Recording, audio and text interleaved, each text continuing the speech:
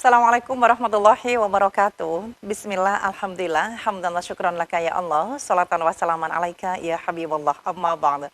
Pemirsa, jumpa lagi dengan saya Julia Kamila di program kesayangan kita, ada program Ikhwal Jam'iyah. Dan subhanallah, hari ini kita kedatangan tamu luar biasa, sesuai dengan tema kita yang luar biasa juga, aspirasi dan partisipasi warga Nahdlatul Ulama untuk muktamar berintegritas. Telah hadir di ruang virtual narasumber saya, inisiator Mubes Warga Nahdlatul Ulama Cirebon Raya, Jawa Barat. Segera kita sapa, ada Kiai Haji Marzuki Wahid. Assalamualaikum ya Marzuki. Waalaikumsalam warahmatullahi wabarakatuh. Pripun kabarnya ini, Yai? Alhamdulillah sehat walafiat. Alhamdulillah, baik. Dengan Yuli, Yai, nanti kita berbincang ya seputar musyawarah besar warga NU Cirebon Raya, begitu. Bisa disampaikan kepada kami dan juga pemirsa TV 9, Yai, terkait kegiatan Mubes warga NU Cirebon Raya, Jawa Barat. Ya, terima kasih Mbak Yuli dan TV 9 ya. Beberapa waktu yang lalu, tanggal 16 Juni 2026, tepatnya tanggal 1 Muharram ya, tahun baru Hijriah, kami warga NU Cirebon Raya. Cirebon Raya itu meliputi Kota Cirebon, Kabupaten Cirebon, Indramayu, Kuningan, dan Majalengka. Sering kita menyebut sebagai Cirebon Raya. Kami berkumpul di Pondok Pesantren Luhur Manhaji Fahmina di Kota Cirebon. Dihadiri sekitar adalah 200-an ya peserta yang hadir ya, dari berbagai kalangan tentu saja, dan kami mendefinisikan warga itu bisa pengurus maupun non pengurus, karena pengurus juga warga NU, non pengurus juga warga NU ya, sehingga kita tidak mengklasifikasi antara, dulu ada istilah struktural kultural, kami tidak menggunakan istilah itu ya, tapi menggunakan warga NU, karena pengurus NU juga warga NU, dan kami juga warga NU, dan saya juga pengurus NU juga ya. Tetapi kemarin coba kita kumpulkan warga untuk mendengarkan, dan kami juga warga.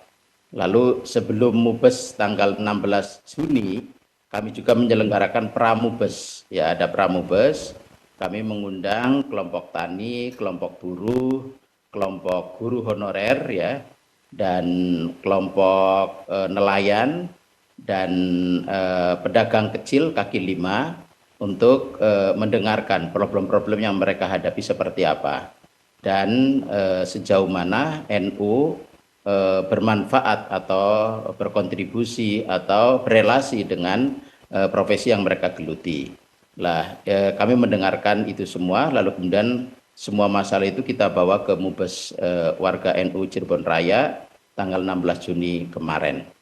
Dan menurut saya cukup gembira dan bahagia karena warga cukup antusias dan merespon dengan sangat baik apa yang kita gagas itu. Inggih, baik. Kalau bisa disampaikan kepada kami dan juga pemirsa TV 9 ya, terkait dengan apa sih yang menjadi latar belakang diadakannya Mubes warga NU Cirebon Raya? Oke. Pertama, ini sebetulnya hal yang biasa ya, meskipun sebetulnya istilah Mubes itu memiliki akar historis yang heroik ya dulu ya.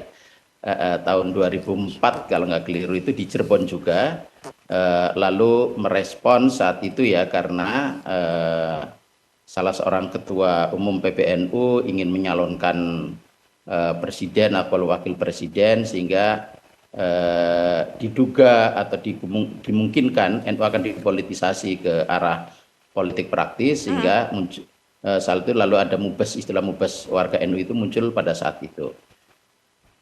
Terus lalu belakangan muncul lagi di Ciganjur 2025 kemarin, lalu sekarang bermunculan juga Mubes di Jogja, di Batang, di Cirebon. Kalau kami memaknai Mubes ini adalah gini ya, pertama warga itu sebenarnya pertanyaannya gini, pertanyaan mendasar ya. Betul, Nahdlatul Ulama itu adalah secara bahasa kebangkitan para ulama. Meskipun ulama juga bisa diartikan cendekiawan, bisa diartikan fuqaha ya, atau para kiai, para nyai yang ada di pesantren dan juga ulama-ulama lain.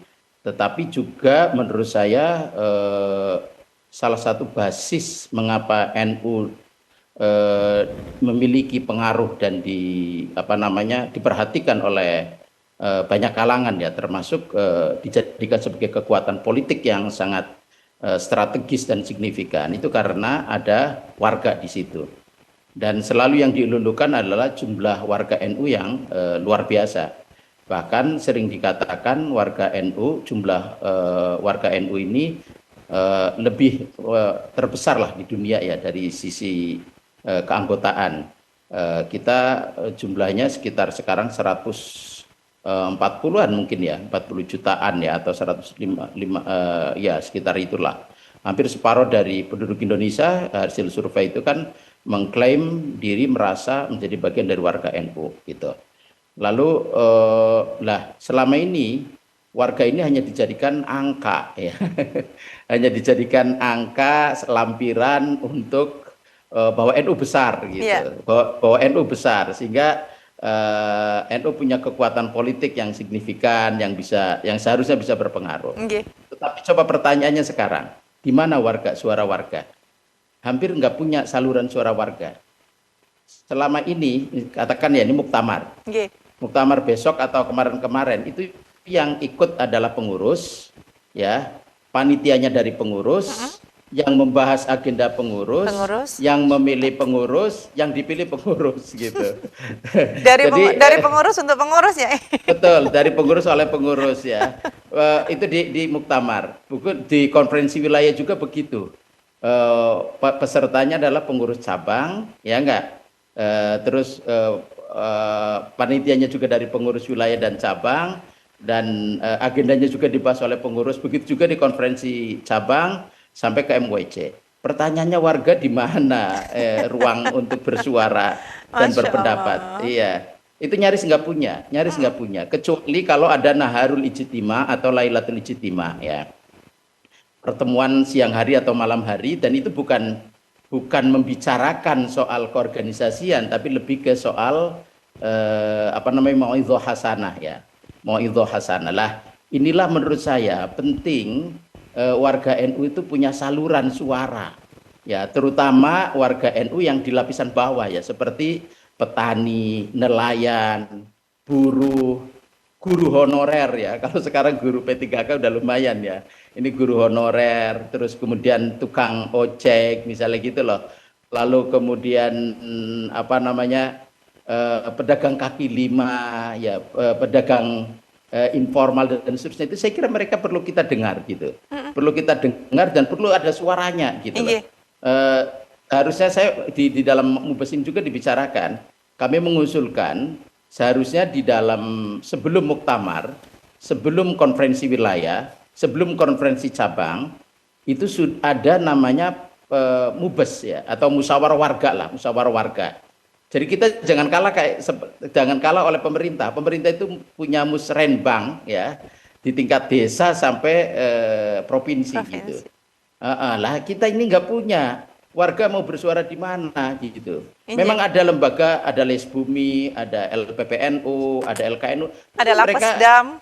Ada Lapesdam, tapi mereka pernah nggak mendengar suara mereka diundang warga yang benar-benar warga yang tani gitu ya, tani beneran yang belepotan dengan tanah dan di bawah terik matahari.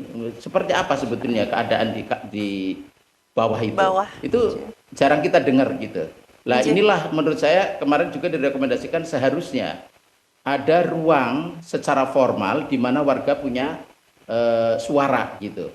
Bisa berpendapat, bisa berpandangan, bisa bersuara, dan bahkan bisa menentukan arah NU, berkontribusi gitu loh. Mau kemana NU itu juga harus didengar suara warga itu. Betul. Sejatinya NU dari bawah nggih. Seharusnya begitu. Baik. Kapunten kita jeda sejenak ya, kita break sejenak nggih. Baik, dan pemirsa kita lanjutkan kembali perbincangan kita pada sesi berikutnya. Terima kasih pemirsa, kembali Anda bersama kami di program Ikhwal Jam'iyah, dan alhamdulillah telah hadir tamu yang kedua ini secara virtual juga hadir. Ada inisiator Mubes Nahdien, Nahdiyin Muda. Nah, Masya Allah ada Nahdiyin Mudanya. Nahdiyin Muda NU Batang Jawa Tengah. Kita sapa ada Bapak Saiful Huda. Assalamualaikum Pak Saiful Huda. Waalaikumsalam warahmatullahi wabarakatuh. Alhamdulillah, Pripon ini Pak Kiai beneran ini bukan Gus ini kayaknya ini. Pak Kiai ini bisa disampaikan Pak Kiai Saiful Huda. Ini sebelum saya bertanya Pripun kabarnya sehat walafiat nggih? Sehat terus pokoknya. Oh, alhamdulillah. Apunten agak putus-putus puteran kami di studio. Mengapunten. Nggih. Mungkin sinyal saya. Nggih. Bisa baik sambil menunggu beliau mungkin lagi mencari tempat yang pas ini. Nggih. Bentar. Siap. Insya Allah bagus. Saya di pakai ya, pakai titik jadi ini ya agak putus ya. Ya terputus-putus ya. Nggih. Baik, bismillah. Semoga jernih. Oke. Alhamdulillah. Nggih, Pak Yai Saiful Huda ini bisa disampaikan kepada kami dan juga pemirsa terkait kegiatan Mubes Nahdiyin Muda ya, Nahdlatul Ulama Batang Jawa Tengah. Pripun penjelasannya? Oke. Terima kasih waktunya. Siap. Supaya saya diundang untuk bercerita tentang musyawarah besar Nahdiyin di Batang mulai tanggal 30 kalau nggak salah ya. Jadi memang kalau tidak karena memang ada percakapan yang kuat di kalangan Batang, saya kira tidak mungkin kegiatan itu atau forum itu bisa dilaksanakan karena kami praktis proyeknya itu hanya 7 hari efektif. Jadi memang waktu itu saya sendiri di kemudian masalah ya, termasuk keluhan dari para ketua MBC di mana SDM di beberapa publik akan krisis bagaimana aktif di jabatannya masing-masing. Bilang ke dengan situasi apa yang carut marut banyak, ya saya kira isu-isu yang besar di lingkup terkait melontarkan kemerdekaan mau anak kumpul-kumpul, ternyata mereka sangat bersemangat. Jadi meskipun saya sempat protes oleh beberapa ketua MBC karena mereka menganggap Mubes ini nggak ada dalam aturan. Nah, kita kan sempat anak muda yang resah-resah ini lalu kemudian harus diwadahi. Lalu mereka berkumpul merumuskan 3 hal utama. Problem internal ASEAN atau organisasi, krisis organisasi. Kalau kita sudah krisis organisasi untuk menghadapi perubahan. Yang kedua soal perubahan yang terjadi di luar konteks Indonesia yang begitu besar.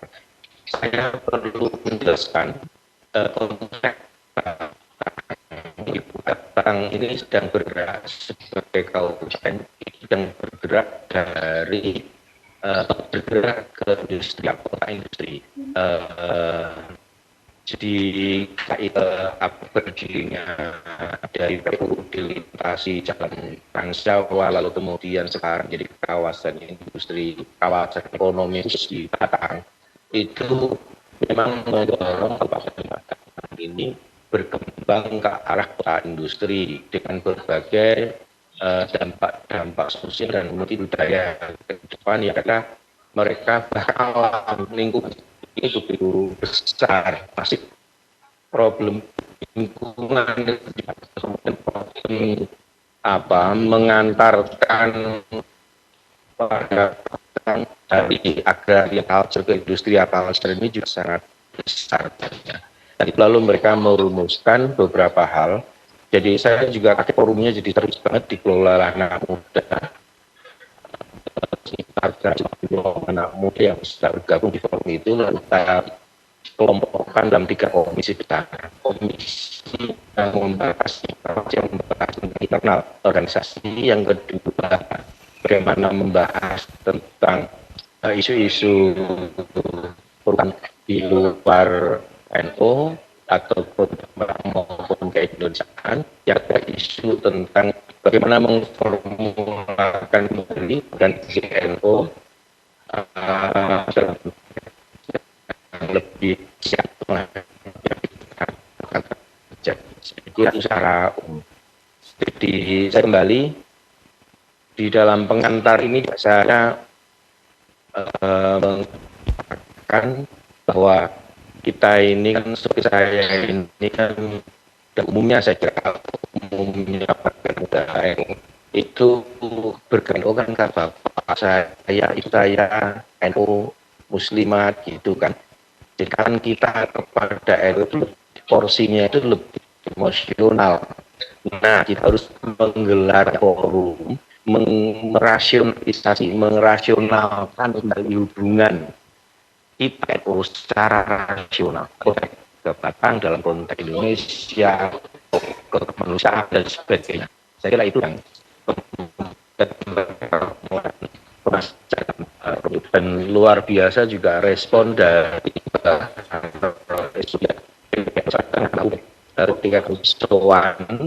ketika kami membawa ke sana dan sangat mendukung dan saya ada pagi disebarkan di Jepang.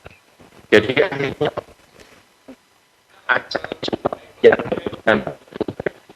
itu ya opening speech lalu kemudian dapat menjadi closing speech lalu. Baik, alhamdulillah. Baik, izin ya saya geser ke Yai Marzuki Wahid, alhamdulillah. Nah, ini bisa disampaikan kepada kami dan juga pemirsa TV9 Yai Marzuki Wahid terkait apa sih agenda kemarin yang dibahas, kemudian ada isu-isu strategis apa yang tentunya menjadi disepakati di forum untuk dibawa ke ke forum yang lebih tinggi lagi begitu. Silakan Yai. Ya, makasih. Ini selain tadi ya latar belakang yang tadi saya sampaikan, betul, juga ini bagian dari respon keresahan warga NU terkait atas kecintaan terhadap NU ya. Warga NU yang saya tangkap ya dari Pradan sampai Mubes kemarin itu, mereka merindukan NU sebagai kekuatan civil society yang berpengaruh dan berdampak ya. Dulu mereka masih membayangkan NU sebagaimana dulu dikemudikan oleh Gus Dur ya selama hampir 15 tahun. NU begitu berwibawa di hadapan negara, berwibawa di hadapan kekuatan yang lain, dan NU berpengaruh ya baik dalam menentukan arah keagamaan, arah kebangsaan, dan juga arah transformasi sosial yang ingin dituju itu. Lah, itu kerinduan ini muncul di kalangan warga kemarin ketika halakoh NU dan masa depan bangsa ya. Lah, karena itu kemarin kita mendambakan NU kembali menjadi civil society yang berpengaruh dan berdampak, yang kuat gitu loh. Ini kekuatan ini atau karakter ini nyaris luntur ya, di seolah-olah NU tidak ada nggak ada kritikal ya, nggak ada kritisnya terhadap kekuatan negara maupun kekuatan global dan juga bentuk-bentuk ketidakadilan yang menimpa warga NU. Lah, disinilah lalu kemudian tapi begitu menghadapi politik ya, misalnya politik praktis, NU itu sangat responsif gitu, sangat rameh gitu perbincangannya. Lalu kemudian ini NU ini sebetulnya organisasi sosial keagamaan atau organisasi sosial politik atau pseudo partai politik gitu. Lah, inilah yang kemudian jadi kerinduan teman-teman, pengen NU kembali menjadi Jam'iyah Diniyah Ijtimaiyah, organisasi sosial keagamaan yang itu menjadi basis civil society, bukan state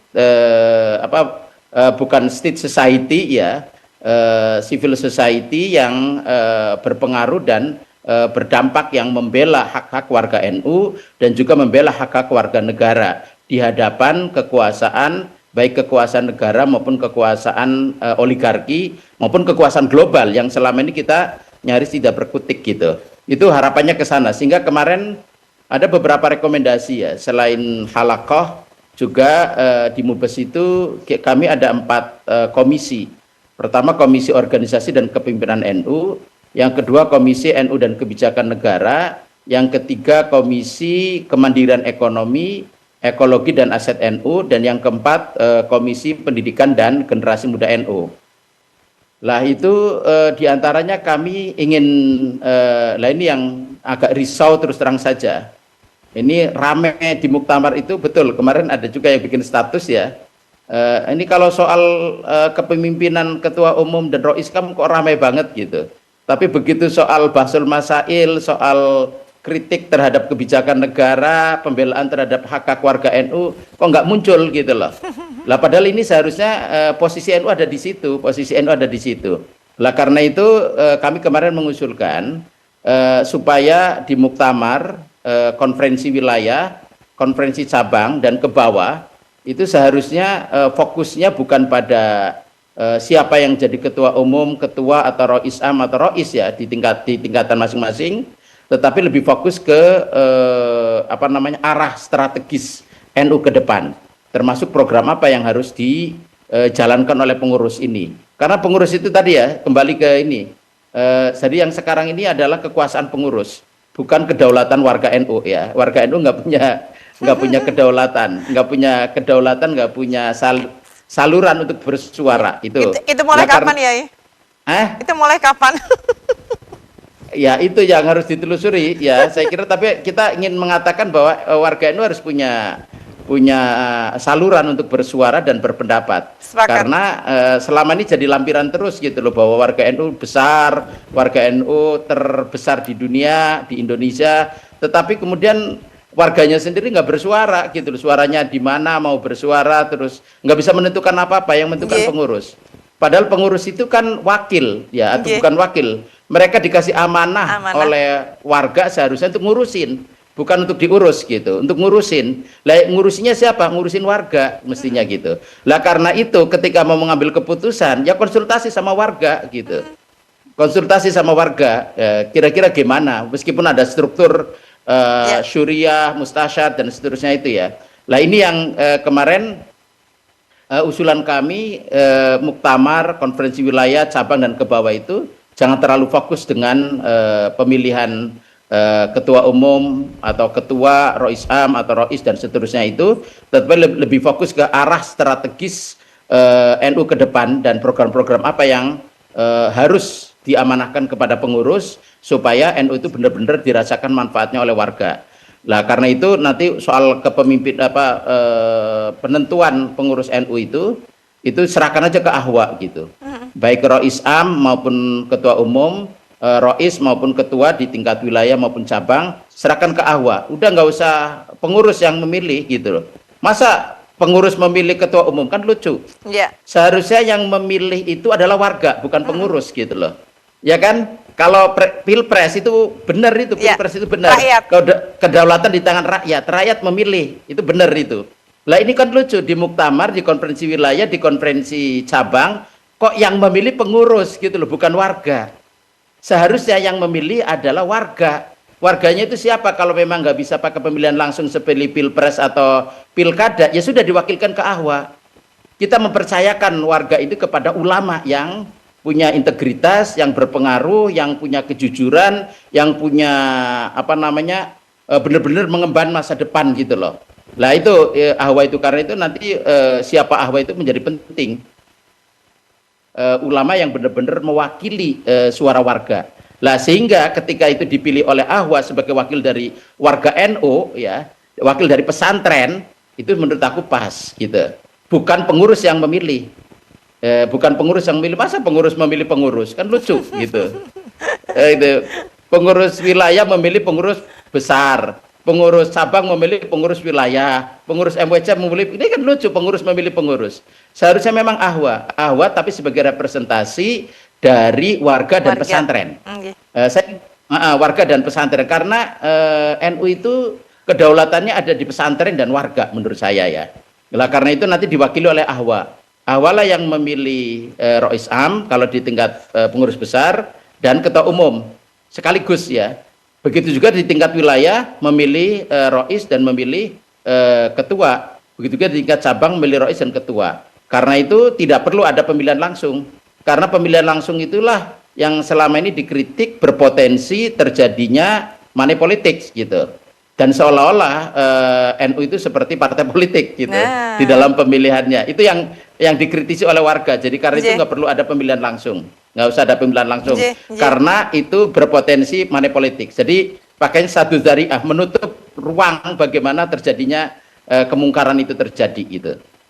Masya Allah, Masya Allah. Kemudian dari empat komisi kemarin ya, ini pripun bisa disampaikan kepada kami apa istilahnya yang paling banyak dibahas itu pada komisi apa nggih? Apakah kemandirian, apakah di organisasinya, atau sama komposisinya?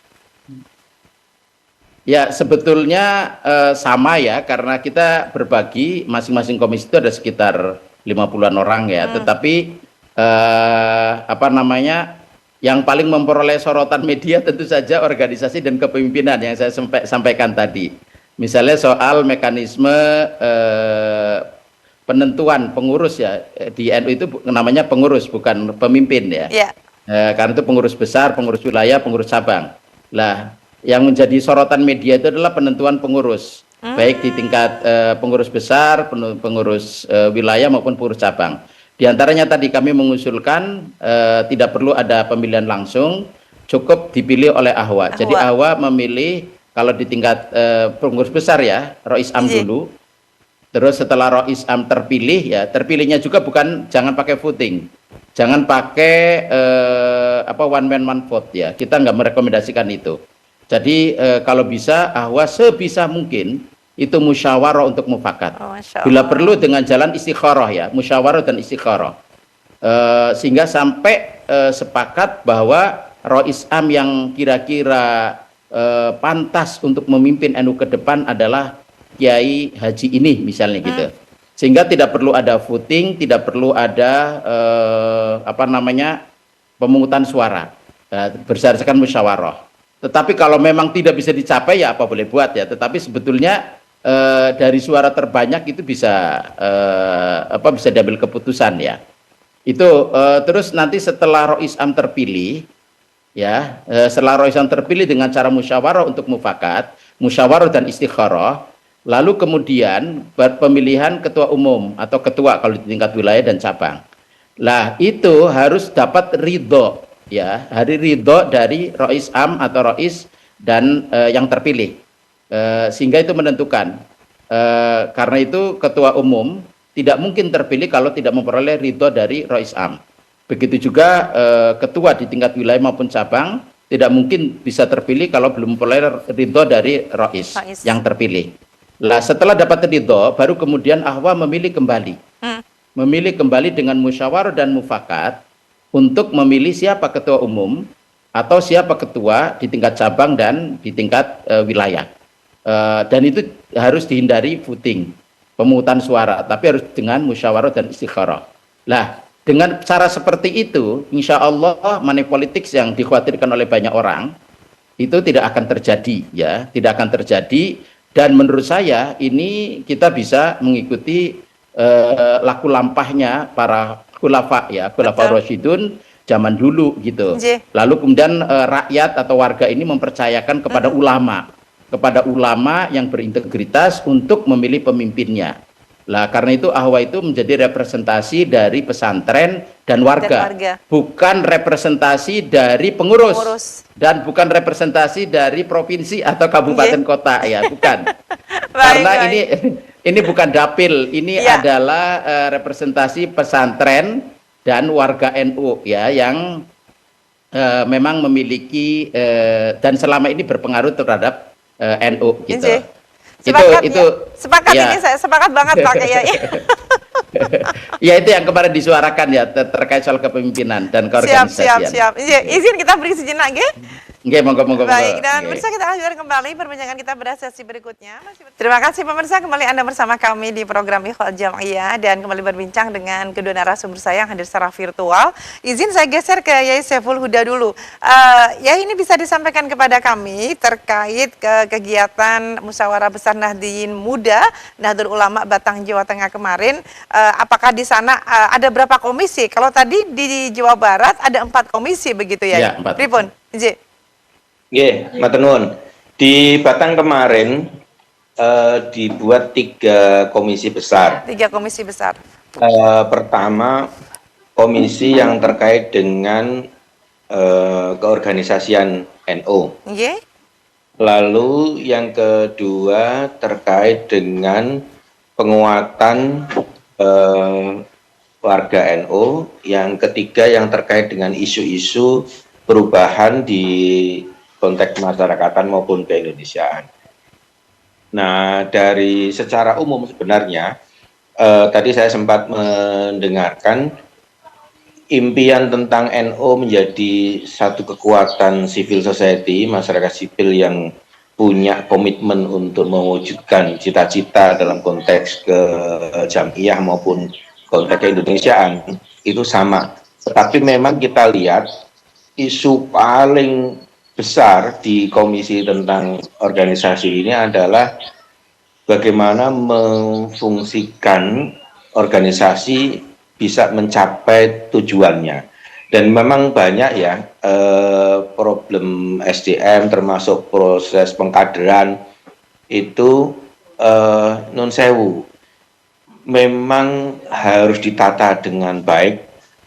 Bagaimana memperkuat giroh berorganisasi ber-NU itu dalam konteks membangun akidah Ahlus Sunnah wal Jamaah Nahdliyah, juga konteks membangun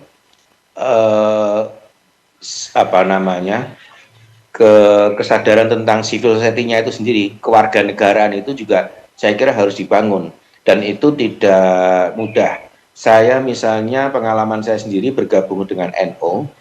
Kita tahu NU di Batang besar, tetapi data saya nggak punya. Jumlah MI, jumlah TPQ, jumlah Madin. Tahun pertama saya harus bangun dulu.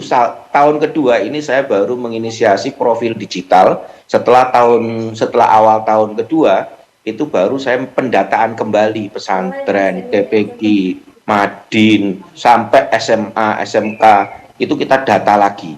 Dan ini kemudian kita manfaatkan IT, termasuk saya membuat kelas kelompok belajar bersama untuk digitalisasi data, ngajarin pengurus gitu.